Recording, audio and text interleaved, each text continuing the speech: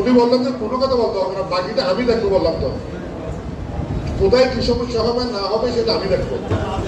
তো আমি একটা প্রস্তাব হিসাবে প্রস্তাবটা আমার খুব ভালো লেগেছে। যেহেতু স্বাধীনতার পর কক্সবাজারে এই মাননীয় স্বরাষ্ট্রমন্ত্রী সালাউদ্দিন আহমেদ সারা কখনো কোনো পূর্ণ মন্ত্রী হয়নি। আমাদের অনেক আগে উদ্যোগ নেওয়া উচিত ছিল যে আমাদের মাননীয় মন্ত্রী স্বরাষ্ট্রমন্ত্রী মহোদয় এবং এই আমাদের এমপি যে সাইর কনস্টিটিউশনের একজন মন্ত্রী, তিনজনই এমপি, এবং আপনি বর্তমানে সংরক্ষিত মহিলা আসনের মনোনীত এমপি। সুতরাং আপনাদের সবাইকে আমি এই কমিটিকে অনুরোধ করব যে আমরা তাদেরকে দাওয়াত দেবো আপনার মাধ্যমে। কারণ ওনার থেকে মাননীয় স্বরাষ্ট্রমন্ত্রীর মন্ত্রীর কাছ থেকে সময় নিতে হবে। উনি কখন সময় দিতে পারবেন, কখন আসতে পারবেন, তখন আমরা সবাই বসে যে আমাদের কি কি সমস্যা, সিন্টুরিশিয়ান ভবন, আমাদের এই বিল্ডিং, এনএস বিল্ডিং, আমাদের সবরিয়াতে একটা সমস্যা আছে, আর এখানে ওভারব্রিজের কথা বলতে অনেক কিছু সমস্যা আমাদের আছে। যেমন জজপুরে এই সমস্ত অফিসাররা আসছে, তাদের বসার জায়গা নেই, যথেষ্ট দূরে থাক, বসার জায়গা নেই। শুধু চিফ জুডিশিয়াল নিয়ে পড়ে থাকলে হবে না, ওখানেও তো বসার জায়গা নেই, জজশিপও বসার জায়গা নেই, এখানে কোনো এজলাস নাই, ওদের চেম্বার নাই, যতগুলো অফিসার দিয়েছে। কিন্তু সুতরাং ওনাকে আনা ছাড়া, এই দাবি দেওয়াগুলি ওনাকে দেওয়া ছাড়া আমার মনে হয় অত সহজে আমাদের এই অবস্থার পরিবর্তন হবে না।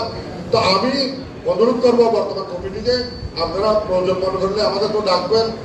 আমাদের আপাতত আছেন, উনি যে কোনো মুহূর্তে আমি মনে করি উনি এমপি মনোনীত হলেও যে কোনো সময় আমরা ডাকলে, যেহেতু এটা ওনার পরিবার, আমরা ওনার পরিবারের ছোট ভাই, উনি আমাদের বড় বোন, ওনাকে ডাকলে উনি সহজে চলে আসবেন।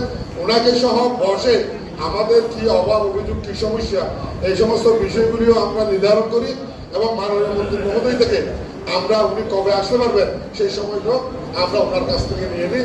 ওনাকে আমরা আরো সমন করা দিই, আমরা ওনার কাছে সমস্ত কিছু উপস্থাপন করব। তাহলে আবারও ওই কাজটা করতে মনে করে দিতে হবে, আর বন্ধ হবে না, এই কাজ সেই কাজ বন্ধ হবে না, শুধু ওনাকে মনে করিয়ে দিলে হবে, আবারও সহজ হবে। তা আমি মনে করি এই ওনাদেরকে দাওয়াত দিয়ে, ওনাদেরকে এখানে আমরা সম্বোধনা দিয়ে এই কাজটা করলে মনে হয় আমার খুব বেশি ফলপ্রসূ হবে। তা আমি স্বপ্নাভাকে, তা আমার তো এখন প্রায় 37 বছর পার হয়ে গেছে, 38 বছর, আবার 40 বছর, তো এতদিন পর্যন্ত দেখেছি। আমরা তো মহিলা হিসাবে আবাকে ছিলাম, পরবর্তীতে আমাদের গুণের আসছে অনেক পরে, এগুলো অনেক পরে আসছে। তো যাই হোক, ওনার জীবনের 40টা বছর এখানে উনি কাটিয়েছেন।